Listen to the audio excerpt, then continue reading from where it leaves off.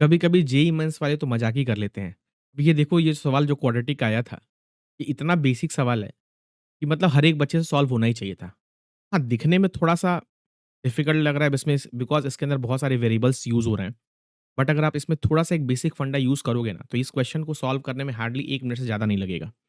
जैसे इस क्वेश्चन में तू देख सकता है कि यहाँ पे एक क्वाड्रेटिक दे रखी है, जिसके coefficient a times b minus c, b times c minus a और c times a minus b हैं। तो बेटा मेरी जान यहाँ पे एक चीज़ देखने वाली थी कि इसके जो कोएफ़िशिएंट्स हैं, वो बेसिकली साइक्लिक ऑर्डर में हैं। a times b minus c, b times c minus a और c times a minus b। और हमेशा याद रखना कि जब भी अगर आपके कोएफ़िशिएंट साइक्लिक होते हैं, तो इनका सम 0 आता है। तो अगर आप देखोगे यहाँ पे, तो यहाँ पे जो सम ऑफ कोएफ़िशिएंट है, वो हमेशा 0 आ रहा है। और जब भी सम ऑफ कोएफ़िशिएंट 0 होता है, तो क्वाड्रेटिक का एक रूट 1 होता है। तो इसका मतलब ये तो पक्की बात हो गई कि इस क्वाड्रेटिक का जो पहला रूट होगा, वो 1 होगा। और क्वेश्चन में हमें ये भी बोल रखा है कि इसके इक्वल रूट्स हैं। तो भाई अगर पहला रूट 1 होगा और रूट्स इक्वल है, तो दूसरा रूट भी 1 होगा। क्वेश्चन में हमें a प्लस c की वैल्यू दे रखी है 15 और b की वैल्यू 36/5 और हमें a square plus c square के बारे में बात करनी है। तो भाई हम एक काम कर सकते हैं ना कि अगर मेरे को दोनों रूट्स मिल गए, तो मैं प्रोडक्ट ऑफ रूट यूज़ करता हूँ, तो प्रोडक्ट ऑफ रूट कितना बनेगा c/a। तो c times a minus b upon a times b minus c। और इसको थोड़ा-सा सिम्प्लीफाई करो तो ab minus ac is equal to ac minus bc। और मुझे यहाँ पे साफ-साफ दिख रहा है कि ट्वाइस ac की वैल्यू क्या दिख रही है? ab plus bc।